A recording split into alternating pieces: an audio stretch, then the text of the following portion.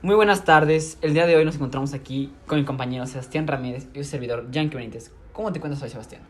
Pues bastante bien. Muchas gracias por preguntar. Y también andamos con muchas ganas de platicarles este interesante tema que nos están dando ahorita en la clase de historia acerca del Segundo Imperio Mexicano. Ah, claro, es demasiado interesante de cómo llegó Maximiliano y su esposa Carlota al poder de la República Mexicana. Comencemos.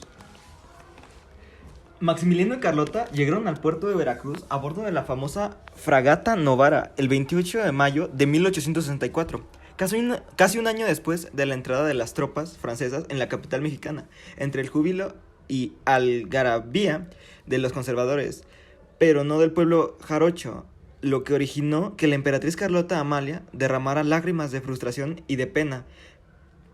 Pero en otras ciudades las recepciones fueron mucho más jubilosas y de gran fiesta, especialmente en Puebla, que contaba con unos aproximadamente 70,000 habitantes y era la segunda ciudad más poblada. Y de Ciudad de México, ya que el ejército francés tenía bajo su control militar las principales ciudades del país. Bueno, Maximiliano y Carlota marcaban, según los conservadores, el tránsito de una de las primeras naciones de América de la anarquía al orden. El principio de una era que abre nuevas vías a la inteligencia, a la inmigración y al comercio. Decenas de miles de personas recibieron a Maximiliano y Carlota en México capital con una alegría y entusiasmo. En medio de ese jolgorio popular, nadie molestó a unos 100 estudiantes liberales, que en pleno zócalo gritaban ¡mueran los mochos!, despectivo aplicado a los conservadores. No obstante, las pretensiones de los conservadores mexicanos no llegarán a plasmarse en la vida real, puesto que el Segundo Imperio Mexicano no duraría mucho tiempo. De la misma manera, el emperador saldó sus compromisos con los conservadores mexicanos que lo habían avalado, teniéndoles en cuenta en la formación de su gobierno, otorgándoles funciones públicas o facilitándoles, o sea, sí, Sí. ¿sí? La realización de sus actividades económicas en el sector industrial o mercantil. La mayor parte de los extranjeros que ocuparon puestos administrativos, especialmente en las prefecturas, eran, a su vez, militares, con lo que se remarcaba la presencia militar, también con números oficiales extranjeros, pero pues no tanto, en las comunidades y no solo en la capital. Bueno, analizando en profundidad los artículos del estatuto, casi me atrevería a señalar que el emperador y también la emperatriz ejercían como monarcas ilustrados, sino también absolutos, ya que la soberanía no emanaba del pueblo, sino del emperador, que nombraba a todos los altos cargos del país, civiles y por supuesto militares. Realizaban disposiciones y decretos que ellos mismos aprobaban para su puesta en marcha sin ningún control previo. E incluso cuando alguna ley era debatida por el gobierno, el emperador Maximiliano I actuaba no solo como rey, sino también como presidente del gobierno del Segundo Imperio Mexicano, imponiendo su criterio. Las principales características de este estado imperial fueron, pues, algunas de estas que voy a mencionar. Su forma de gobierno fue la monarquía imperial hereditaria de carácter moderado. También la religión oficial fue la católica, apostólica, romana y sus símbolos, la bandera imperial y el escudo imperial. El poder judicial estaba integrado por una serie de tribunales, siendo el más importante el Tribunal de Cuentas, cuya función era la de fiscalizar los actos del gobierno. También una especie de auditores llamados comisarios imperiales se ocupaban de prevenir y sancionar los abusos de autoridad de los funcionarios. También 50 prefectos nombrados directamente por el emperador administraban cada uno de los departamentos en que se dividía el imperio. Los distritos y municipios en los que se subdividía cada departamento tenían sus propios órganos de gobierno. Esto quiere decir que el gobierno era centralista porque está dividido en departamentos. Exactamente. Okay. También, un cuerpo diplomático integrado por embajadores se encargaba de representar los intereses del imperio en la comunidad internacional. ¿Puedes creerlo? Wow.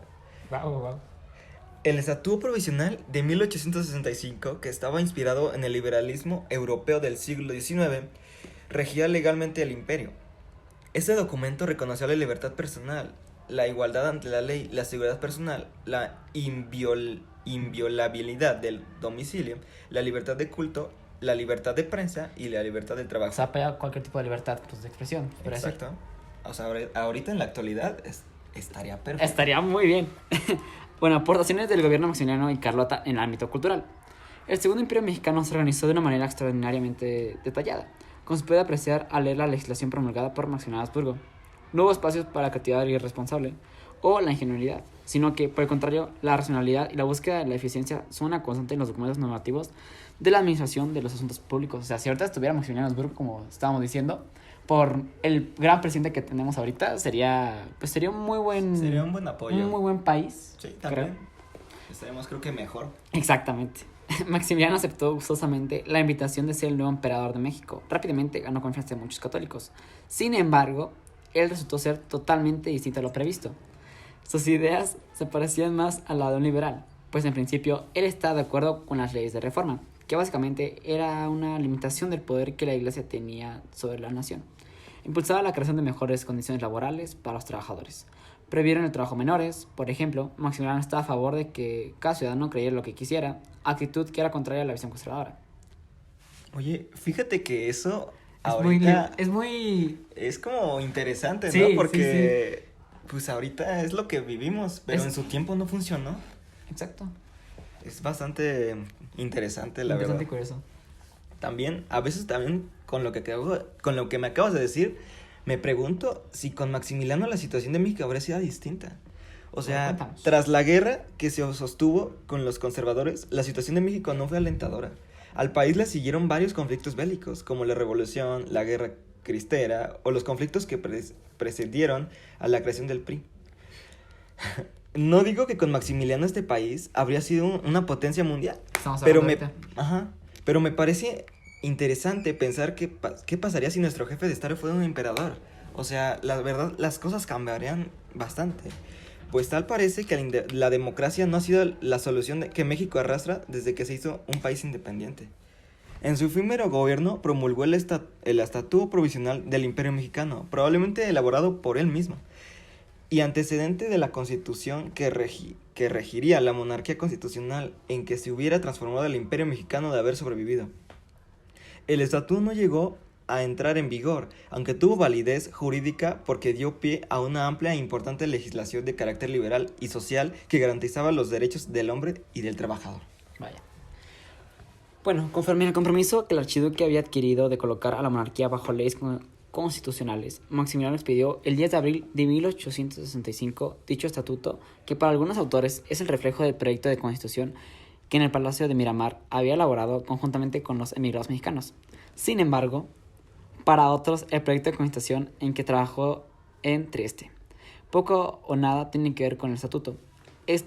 Que no fue propiamente un régimen constitucional, sino un sistema de trabajo para su gobierno, se expidió un año después de haber aceptado a Maximiliano en el trono. Es obvio que la Comisión de Conservadores Mexicanos, que había invitado a Maximiliano, conocía perfectamente los antecedentes liberales del archiduque y conocía también el pacto adicional y secreto, en virtud del cual el emperador aceptaba las declaraciones de Forey en su programa del 12 de junio de 1863, reconociendo la nacionalización y desamortización de los bienes del clero. Por consiguiente, y de acuerdo a tales presidentes y a su propia convicción, Maximiliano, un liberal europeo al estilo de la época y hombre de buena voluntad respecto a los destinos de México, desarrolló su llegada una política en desacuerdo con la posición tradicional de la clase conservadora y del clero mexicano. ¡Wow! Muy impresionante. Como emperador, Maximiliano tuvo 3 etapas de gobierno. No sé si algún día te lo haya comentado, pero bueno. En un primer momento buscó establecer su política en materia religiosa, por lo que antes de embarcarse a México, visitó al Papa Pío IV. Noveno. O sea, ¿cuántos? Sí. En busca de un acuerdo o concordato en el que la Iglesia se sometería al Estado. Una vez en nuestro país, ratificó la desamortización y nacionalización de los bienes eclesiásticos decretada durante la República. Junto con las medidas anteriores, promulgó el decreto imperial estableciendo la libertad de cultos. Eso, fíjate que está bastante bien. Sí. Esto provocó la indignación y el rompimiento con el clero. Con ellos acrecentó el debilitamiento del imperio, pues la iglesia y los conservadores sintieron que el emperador los había hecho a un lado. Yo siento que por eso falló, por estar en contra de la iglesia. Exactamente. Te digo que sí, o sea, si Maximiliano hubiera estado en esta época, hubiera sido, yo creo que muy bien recibido. Y ahorita sería presidente. Sería sería otra cosa. Sí, ¿verdad? claro. Muy, muy grande. En el ámbito internacional tuvo éxito. Uno de los principales objetivos políticos del imperio fue obtener el reconocimiento internacional, que en Europa fue fácil de conseguir gracias al apoyo de Bélgica, Austria y principalmente de Francia, con excepción de Estados Unidos de América, que fijó una política de neutralidad. La mayoría de las potencias de su época establecieron relaciones diplomáticas con el imperio. También, cuando la segunda etapa del gobierno inició, Maximiliano se percató de que los conservadores y la iglesia no se encontraban dispuestos a apoyar su política modernizadora. Entonces, Maximiliano decidió adoptar una política liberal, lo que la permitió conquistar el apoyo de los liberales moderados, quienes tomaron parte activa en su gobierno. Los liberales puros permanecieron alejados. Fue en ese momento cuando se dictaron numerosas leyes que fueron un intento de impulsar la modernización del derecho mexicano, que en nuestros aspectos se encontraba sustentada en la legislación novohispana.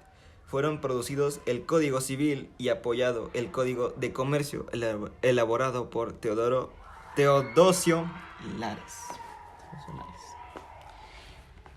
También el Segundo Imperio Mexicano llevó a cabo un amplio programa de apoyo a las artes, lo que estamos hablando hace ratito, cuando estamos investigando, haciendo el diálogo, de que apoya mucho las artes este señor, que tenía como objetivo fundamental hacer público el esplendor de la monarquía, lo que se apreciaba en la traza de amplias avenidas y la construcción de monumentos y magníficos edificios públicos, pretendiendo demostrar que el nuevo orden político correspondía a la historia y a las necesidades de México.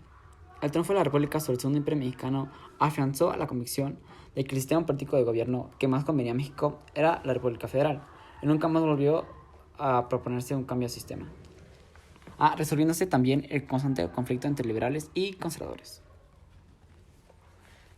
La experiencia mexicana sirvió para unir a los países latinoamericanos e infundirles con el ejemplo del deseo de defender su soberanía, debido a que los países europeos reconocieron como legítimo al gobierno monárquico de Maximiliano. La República pudo considerar rotos los tratos anteriores firmados con esas naciones en los que se veían perjudicados los intereses de México, adoptándose desde ese momento la doctrina Juárez, cuyo principio es no firmar ningún tratado internacional que pueda ser perjudicial a México. Tras esta breve expedición sobre lo ocurrido con Maximiliano de Habsburgo, cabe considerar si de verdad tiene que ser considerado como villano. Creo que sus ideas eran muy compatibles a lo que hoy en día pensamos, que es lo correcto. Así que quizá habría que escribirlo con otro adjetivo.